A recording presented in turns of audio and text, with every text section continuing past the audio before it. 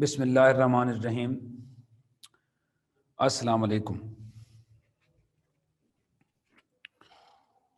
وعلیکم السلام۔ کیسے ہیں جی آپ لوگ؟ خیریت سے ہیں؟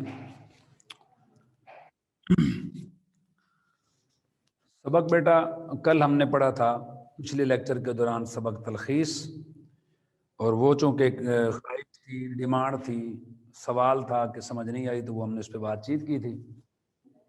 مختلف چل رہا تھا سلیبس، تو میری یہ خواہش تھی کہ ہم اس کو نئے سرے سے شروع کر لیں۔ تو آج ہم سبق پڑھیں گے اپنی مدد آپ۔ کتابیں آپ لوگ کھول کے بیٹھیں۔ پہلا سبق ہے ہمارا اپنی مدد آپ، وہ انشاءاللہ آج ہم شروع کرنے جا رہے ہیں۔ سر سید احمد خان کا تعارف بڑی تفصیل کے ساتھ اس دن میں نے بیان کیا تھا۔ فرسٹ ایئر A2 میں شاید یہ نہیں پڑھایا گیا، اور اگر پڑھا بھی ہے تو ہم نے یہاں پہ نہیں پڑھا، تو اس لیے میں ان کے لیے اس کا مختصر سا سر سید احمد خان کا تعارف پڑھا دیتا ہوں تاکہ ان کو اندازہ ہو جائے۔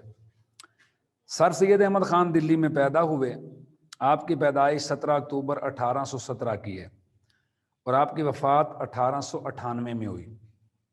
آپ کے والد سید محمد متقی کو بادشاہ کے دربار میں بڑا اثر و رسوخ حاصل تھا۔ اثر و رسوخ کے معنی ہوتا ہے پہنچ۔ اثر و رسوخ سے معنی ہوتا ہے پہنچ یا رسائی، یعنی آپ کے والد صاحب جو ہیں وہ مغلیہ دربار تک بڑی پہنچ اور رسائی رکھتے تھے۔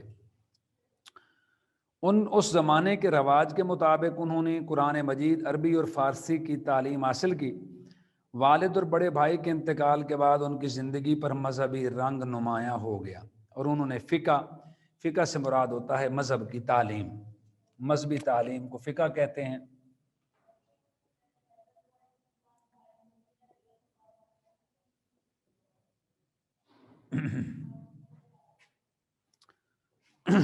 اور قرآن مجید کا اثر نو، نئے سرے سے، اثر نو کے معنی نئے سرے سے، اثر نو معنی اثر نو ہے، اثر نو۔ مطالعہ شروع کیا 1857 کی جنگ آزادی کے وقت۔ وہ بجنور میں تھے۔ بجنور ایک ضلع ہے ہندوستان کا اور آج بھی موجود ہے۔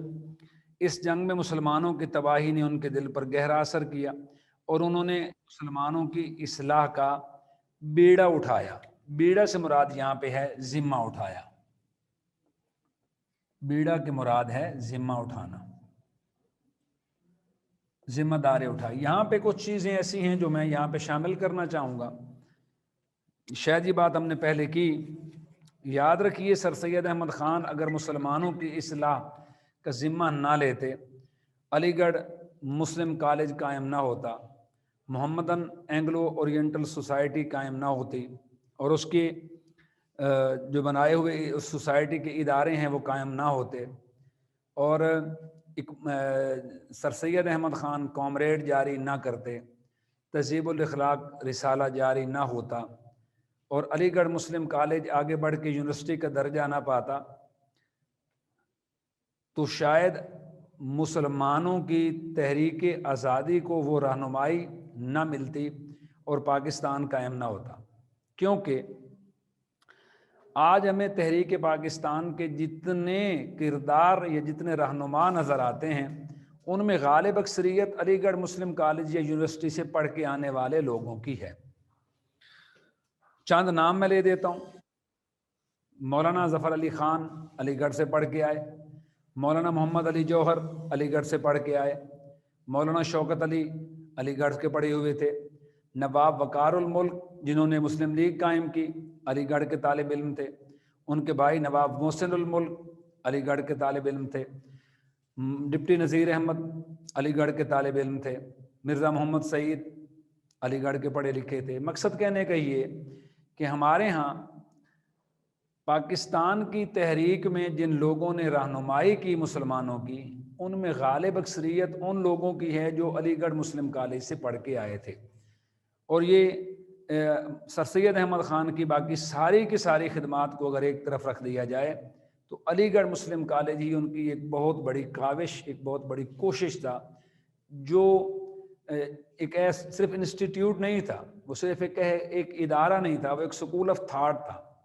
اس نے اپنے اندر، یعنی علی گڑھ مسلم کالج نے اپنے اندر پڑھنے والے مسلمانوں کی اس طرح کی رہنمائی کی، ان کے ذہن کو اس طرح تبدیل کیا اور ترقی کے سرود پہ پہنچایا کہ آگے چل کے وہ لوگ جو یہ سمجھتے تھے انگریزوں کے قابض ہو جانے کے بعد کہ اب شاید کبھی بھی ہم انگریزی غلامی سے آزاد نہیں ہو سکیں گے، کیونکہ مسلمانوں نے ایک دور زرعی دیکھا تھا، 300 سے زیادہ سال سے زیادہ عرصے تک مسلمانوں نے ہندوستان پہ، اتنے بڑے خطہ ارض پہ حکومت کی تھی، اور وہ سمجھتے تھے کہ آج ہم مغلوب ہو گئے، آج ہم محکوم ہو گئے، تو شاید کبھی بھی اس کے بعد ہم دوبارہ سے غلبہ نہ پا سکیں، اور اگر انگریز چلے بھی گئے تو ہم ہندوؤں کے زیر نگیں آ جائیں گے، کیونکہ ہندوؤں کی تعداد مسلمانوں سے کہیں زیادہ تھی۔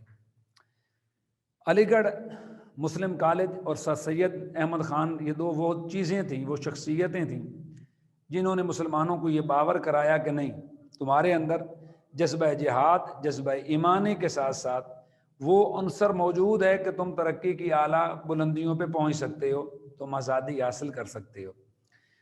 مزے کی بات یہ ہے کہ اس زمانے کے کچھ علماء نے، بات ایک بیچ میں رہ گئی کہ سر سید احمد خان وہ پہلے شخص تھے جنہوں نے انگریزی میں، انگلش زبان میں تعلیم کو شروع کیا، ورنہ انگریزوں کے استعمار کے بعد، انگریزوں کے قبضے کے بعد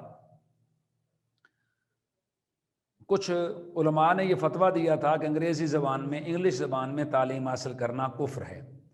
تو یہ وہ فائز شخص تھے جو اس بات کے خلاف کھڑے ہوئے، اور انہوں نے انگریزوں کے ساتھ مفاہمت کو غنیمت سمجھا کہ اگر وہ قابض ہو ہی گئے ہیں تو ہمیں ان کی ذات کے ساتھ حصہ جانا چاہیے، ہمیں ان کی ذات کے ساتھ اچھی تعلقات بنا لینے چاہیے، اس کا فائدہ یہ ہوگا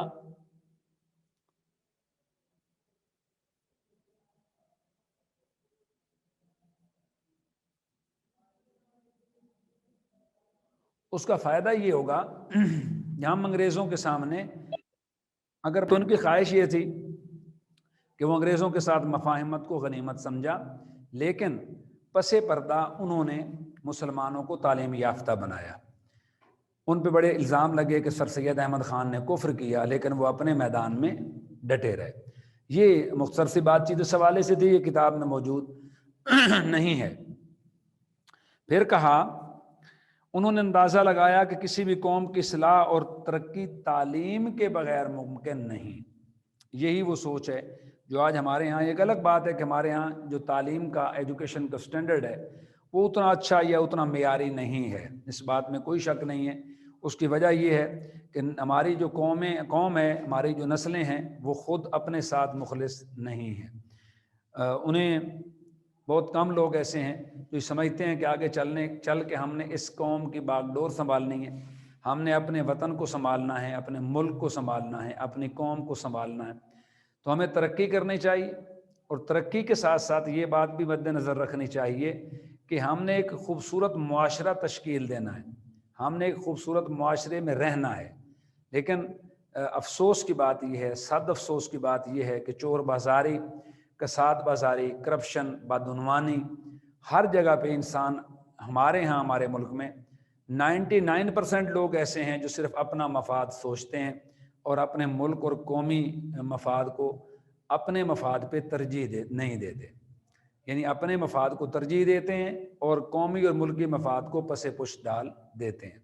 سر سید احمد خان کو یہ بات سمجھ آ گئی تھی، اور انہوں نے اس حوالے سے بڑی محنت اور شد و مد کے ساتھ کوشش کی کہ تعلیم کو مسلمانوں میں عام کیا جائے۔ اس لیے انہوں نے اپنی ساری صلاحیتیں مسلمانوں کی تعلیم و تربیت پر صرف کر دیں۔ صرف کے معنی خرچ کرنا، لکھ لیں، صرف کرنا سے مراد ہوتا ہے خرچ کرنا۔ صرف کر دیں۔ علی گڑھ کالج اس کی روشن مثال ہے۔ علی گڑھ کالج جس کا میں نے ذکر کیا، اس کالج نے اتنی ترقی کی کہ انگریزوں کو مفاہمت سے، جب سر سید احمد خان نے مفاہمت کو غنیمت جانا، انگلش کی تعلیم شروع کی، تو علی گڑھ مسلم کالج کو انگریزوں نے سرکاری تحویل میں لے کے اس زمانے میں 40,000 روپیہ دے کے اس کو یونیورسٹی کا درجہ دیا. یعنی علی گڑھ کالج کو یونیورسٹی کا درجہ انگریزوں نے دیا اور ساتھ 40,000 روپے امداد بھی دی. آپ اس زمانے کا، آج کے زمانے کا 4 کروڑ کہہ لیں یا 10 کروڑ کہہ لیں، 40,000 اس زمانے میں بہت بڑی رقم تھی. اس کی علاوہ عام مسلمان گھرانوں کی تربیت اور اصلاح کے لیے ایک رسالہ تہذیب الاخلاق بھی جاری کیا. اس کا ذکر بھی میں نے کیا. تعلیم نسواں کے حوالے سے انہوں نے بڑی کوششیں کی کہ عورتوں کو بھی تعلیم یافتہ ہونا چاہیے. ہمارے ہاں آج بھی ایک مخصوص طبقہ ہے جو عورتوں کی تعلیم کے خلاف ہے. میں ایک انگریز سر چرچل کی مثال دینا چاہوں گا. انہوں نے کہا کہ تم مجھے ایک پڑھی لکھی ماں دو، میں تمہیں پڑھی لکھی نسل دوں گا، پوری پڑھی لکھی قوم دوں گا. تو سر سید احمد خان نے عورتوں کی تعلیم کی بھی پر بھی توجہ دی اور مسلمانوں کی نہ صرف تعلیم و تربیت پر توجہ دی بلکہ ان کے اخلاق کو سدھارنے کی بھی پوری کوشش کی. سر سید کا ایک اور بڑا کارنامہ سادہ اور آسان نثر کی ترویج تھا. ترویج کے معنی ترقی. اشاعت بھی لکھا جا سکتا ہے، یہاں مراد ہے ترقی. ترویج کے معنی لکھیں ترقی. انہوں نے آسان زبان کو کہہ لیں کہ انہوں نے آسان زبان کو رواج دیا. انہوں نے زمانے کی طرز نگارش کے معنی ہوتا ہے بات کرنے کا طریقہ. نگارش بات کرنے کو کہتے ہیں، طرز کے معنی طریقہ، بات کرنے کا طریقہ.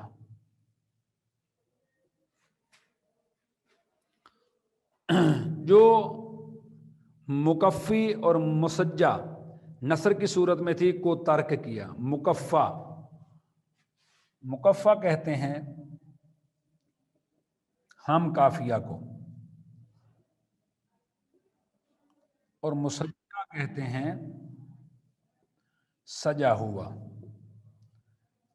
ترک کرنا معنی چھوڑ دینا.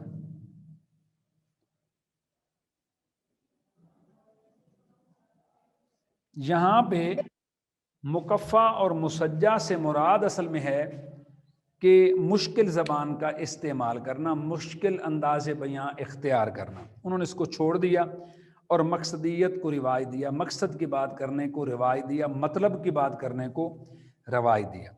دراصل وہ ادب برائے ادب کے قائل نہ تھے کہ محض کتابیں لکھے چلے جاؤ، شاعری کیے چلے جاؤ، نثر لکھے چلے جاؤ، مضمون لکھتے چلے جاؤ، کہانیاں لکھو. وہ یہ سمجھتے تھے کہ جتنی جو چیز بھی ہم لکھتے ہیں، وہ کہانی ہو، وہ مضمون ہو، وہ کوئی بھی شاعری ہو، کوئی بھی صنف ادب ہو، اگر ہم وہ لکھتے ہیں تو اس سے ہم اپنی قوم کے اصلاح کا کام لیں. ہماری قوم کی اصلاح ان کے پیش نظر تھی، ان کا مقصد تھا. انہوں نے ادب کو اصلاح کا ذریعہ بنایا. ان کی تحریر میں بڑا تنوع ہے. تنوع کے معنی نیا پن، نئی بات کرنا، نئی چیز بیان کرنا. تنوع معنی ہوتا ہے نیا پن، نئی بات کرنا. پھر کہا انہوں نے مذہب، سیاست، تاریخ، ادب، فلسفہ اور منطق ہر موضوع پر طبع آزمائی کی. اس میں ایک لفظ مشکل ہے، منطق. منطق کے معنی ہوتا ہے سوچ و فکر، اور پھر لفظ ہے طبع آزمائی. مراد ہے کوشش کرنا. طبع آزمائی کے معنی لکھیں کوشش کرنا. انہوں نے کوشش کی. سر سید کا اردو ادب پر بڑا احسان ہے کہ وہ زبان جو پہلے فقط حسن و عشق اور تخیلاتی دنیا تک محدود تھی. تخیلاتی سے مراد ہوتا ہے خیالی. خیالی دنیا تک محدود تھی، حقیقت نگاری اور اصلاح کے لیے استعمال ہونے لگی. سر سید احمد خان کی جو سوچ تھی اصلاح کی اور با مقصد زبان دانی کی جو سوچ تھی، اس سے پہلے اردو ادب میں صرف حسن و عشق کی شاعری، حسن و عشق کے قصے اور داستانیں بیان ہوتی تھیں. سر سید احمد خان وہ پہلے شخص ہیں جنہوں نے اردو پر یہ احسان کیا کہ زبان کو ادب کے لیے استعمال کیا، نثر کی خوبصورتی کے لیے استعمال کیا، اور اپنے قوم کی اصلاح اور فلاح و بہبود کے لیے استعمال کیا. ان کی کچھ کتابیں ہیں، آثار و سنادید، اسباب بغاوت ہند، خطبات احمدیہ اور مقالات سر سید وغیرہ. یہ چند کتابوں کے نام ہیں. انہوں نے اس کے علاوہ بھی بہت ساری کتابیں लिखी। अब हम आते हैं सबक की तरफ। सबक है अपनी मदद आप। अब ये जो पूरा सबक है इसको मैं इकबाल के एक शेर में बयान कर देता हूँ। बड़ा मशहूर शेर है। इकबाल ने कहा कि खुदा ने आज तक उस कौम की हालत नहीं बदली, खुदा ने आज तक उस कौम की हालत नहीं बदली, न हो जिसको ख्याल आप अपनी हालत के बदलने का। ये सबक जो हम पढ़ेंगे अपनी मदद आप, ये पूरे का पूरा सबक इसी ये शेर जो है इस सबक का लुब्बे लुबाब है। तो तफसील में लिखते हैं जी, खुदा उनकी मदद करता है जो अपनी मदद आप करते हैं। एक शख्स है, वो अगर अपनी मदद खुद नहीं करना चाहता, तरक्की नहीं करना चाहता, आगे नहीं बढ़ना चाहता, कोई दुनिया की ताकत उसको मजबूर नहीं कर सकती।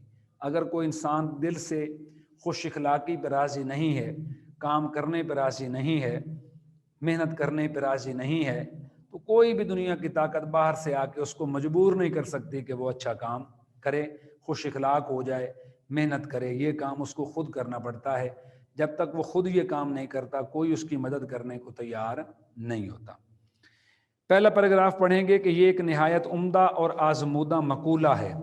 आजमूदा के मानी होता है आजमाया हुआ,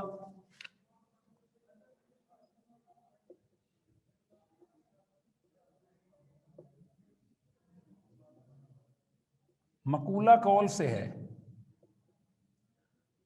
मानी बात करना, कौल या बात मुराद है। तो सैयद अहमद खान कहते हैं कि ये उम्दा और आजमूदा कौल है, मकूला है, कि ये एक छोटा सा फ़िक्रा है जो ऊपर लिखा कि खुदा उनकी मदद करता है जो अपनी मदद आप करते हैं। तो कहा कि इस छोटे से फ़िक्रे में इंसानों का और कौमों का और नस्लों का तजर्बा जमा है। कि महज ये बात नहीं है, बल्कि इस बात के पीछे एक बहुत बड़ा फ़लसफ़ा है। कौमों का और नस्लों का इसमें तजर्बा जमा है। ये बात किसी ने वैसे ही नहीं कह दी, बल्कि इसके पीछे बहुत सारे तजर्बात मौजूद हैं जिसकी बिना पर यह बात की गई है। एक शख्स में अपनी मदद करने का जोश उसकी सच्ची तरक्की की बुनियाद है, और जबकि ये जोश बहुत से शख्सों में पाया जावे के लिए आजकल उर्दू में जाए इस्तेमाल होता है। पुरानी उर्दू में जावे इस्तेमाल हुआ करता था, आजकल नई उर्दू में ये जाए है, पाया जाए मुराद है। तो कहता है अगर ये तो एक शख्स की बात हुई, और अगर ये पूरी कौम में, ये पूरी नस्ल में, ये बहुत से लोगों में पाया जाएगा तो क्या होगा? तो वो कौमी तरक्की और कौमी ताकत और कौमी मजबूती की जड़ है। जबकि किसी शख्स के लिए या किसी गिरोह के लिए कोई दूसरा कुछ करता है, तो उस शख्स में या इस गिरोह में से वो जोश अपनी मदद आप करने का कम हो जाता है। मुराद ये है, मकसद ये है कि जब कोई शख्स किसी दूसरे पर इन्हिसार करता है, डिपेंडेंट जिसको इंग्लिश में कहते हैं, वो हो जाता है, तो उसका नुकसान ये होता है कि उसके अंदर अपनी मदद आप करने का, खुद से मेहनत करने का, खुद से कोशिश करने का जो जज्बा है वो कम हो जाता है, और वो दूसरों पे इन्हिसार करने लगता है। और ज़रूरत अपनी मदद आप करने की उसके दिल से मिटती जाती है, और उसी के साथ गैरत जो एक निहायत उम्दा कुव्वत इंसान में है, और इसी के साथ इज्जत जो असली चमक दमक इंसान की है, अज खुद जाती रहती है। इंसान जब किसी दूसरे की मिन्नत हो जाता है, दूसरों का दस्ते नगर हो जाता है, दूसरों के ऊपर डिपेंडेंट हो जाता है, दूसरों के सामने हाथ दराज करने लगता है, तो उसका नुकसान ये होता है कि वो शख्स जो है उसके अंदर अपने दिल में मदद करने का जज्बा ख़त्म हो जाता है। और जबकि कौम का ये हाल हो, तो वो सारी कौम दूसरी कौमों की आंखों में जलील और बेइज्जत हो जाती है। आदमी जिस कदर के दूसरों पर भरोसा करते जाते हैं, खा अपनी भलाई और तरक्की का भरोसा गवर्नमेंट ही पर क्यों ना करें। अगर हम ये समझते हैं गवर्नमेंट ही तरक्की की वजह है, तरक्की उसको करनी चाहिए, हमारी बहबूद की कोशिश करनी चाहिए, तो मोहल्ले या गली में आके या घर में आके हमारी कोशिश, हमारी तरक्की के लिए गवर्नमेंट ने कोशिश नहीं करनी, बल्कि हमने बतौर माशरे के, बतौर फ़र्द के, बतौर नस्ल के, बतौर कौम के, बतौर मोहल्ले में रहने वालों के, शहर में रहने वालों के, हमने अपनी तरक्की की कोशिश खुद करनी है। हुकूमत पे इन्हिसार करेंगे तो हुकूमत तो शायद कभी भी हमारी मदद को नहीं आएगी। ये अमर बदी ही है और लाबदी है। लाबदी के मानी होता है हमेशा रहने वाला, बदेही के मानी यकीनी, लिख लें। बदेही के मानी लिखें यकीनी,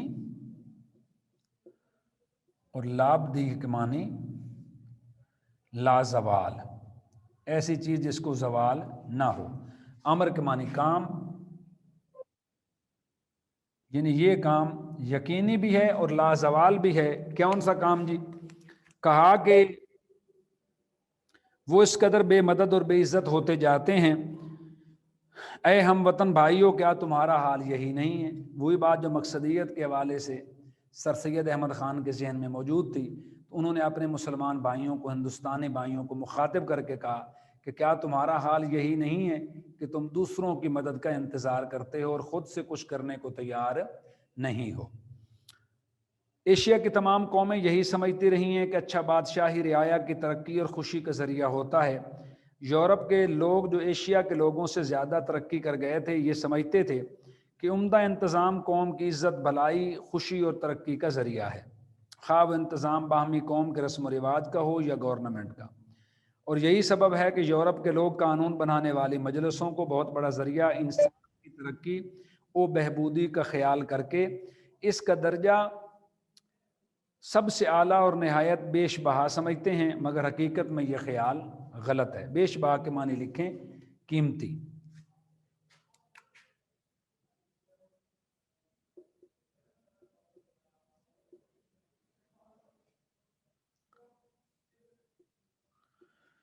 मकसद ये है, वो कहते हैं जो अंग्रेज़ गवर्नमेंट है, इंग्लिस्तान में रहने वाले लोग हैं, यूरोप में रहने वाले लोग हैं, वो कहते हैं कि जो गवर्नमेंट है वही तरक्की की ज़ामिन है। तो वो उनका ये ख्याल गलत है, बल्कि हर कौम अपनी तरक्की की खुद ज़ामिन है। अगर वो खुद कोशिश नहीं करती तो कभी भी तरक्की नहीं कर सकती। ये थी हमारी आज की मुख्तसर सी बातचीत। कोई सवाल आपके जहन में इस हवाले से पैदा होता हो, कोई बात समझ में ना आई हो, तो आप मुझसे पूछ सकते हैं। मज़ीद 2-3 मिनट आपके पास मौजूद हूँ।